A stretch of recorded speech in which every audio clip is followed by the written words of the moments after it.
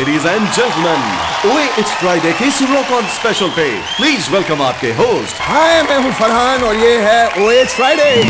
हमारे पहले एपिसोड के पहले सुपर सेलिब्रिटी गेस्ट, मेरा दोस्त, मेरा भाई बादब बामुलायजा होशियार जिल्लत सुभानी रियासत रोशन खिताब कृष्ण बॉलीवुडिया सल्तनत के शहंशाह क्रेजी कियारे आलम बनाए फिटनेस महाबली ऋतिक रोशन तशरीफ ला रहे हैं।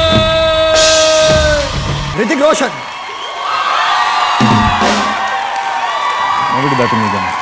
I still wake up in the morning some days thinking that Akbar is not yet over. And I still have to go into the heat with the armor and say those lines and all that. And then suddenly, slowly, while I'm waking up, it dawns on me that it's over. My day turns like beautiful. Akbar Jodha wonderful film. सबसे मुश्किल scene आपका कौन सा था या what was the most difficult line? Akbar से मैंने एक चीज सीखी है, वो ये है कि I love animals, but I don't like to sit on them. Why?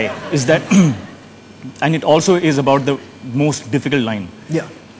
क्योंकि मैं अपने घोड़े पर बैठा था और घोड़े वाला जो था, he gave me instructions that the horse कभी भी for no rhyme or reason can snap his head back like that and break your nose.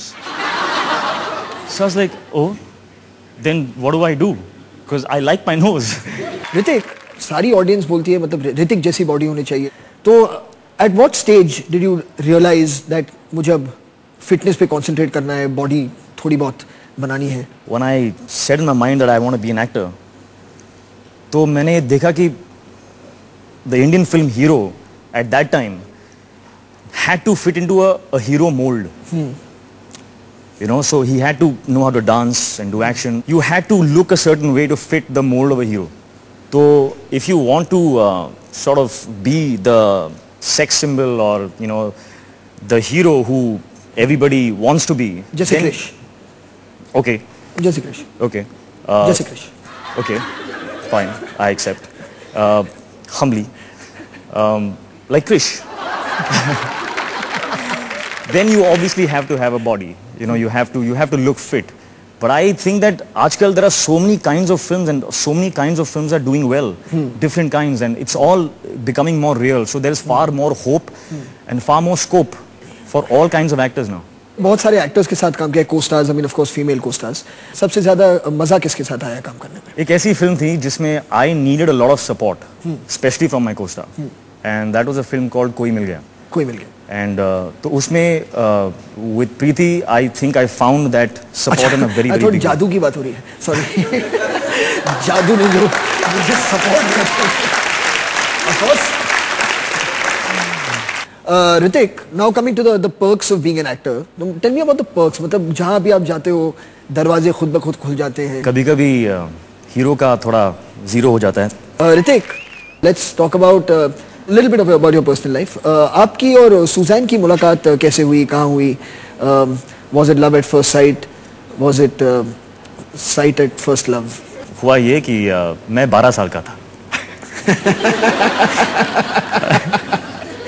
But I'm not joking. मैं 12 साल का था और वो 10 साल की थी.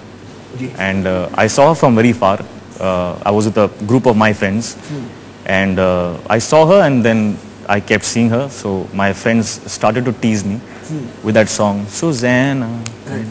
So anyway, the childish stuff got over. Cut to, मेरे ख्याल से it was my sister's birthday or anniversary or my parents' anniversary or something like that. And in she walks, Suzanne walks in, और मैं अपने दोस्त के साथ खड़ा था. I was with Uday, and so उसे देखते ही मैंने कहा कि you see that girl? I'm going to marry her someday. Wow. Next time on stage together. We shall perform. Alrighty. Ladies and gentlemen, Hrithik Roshan.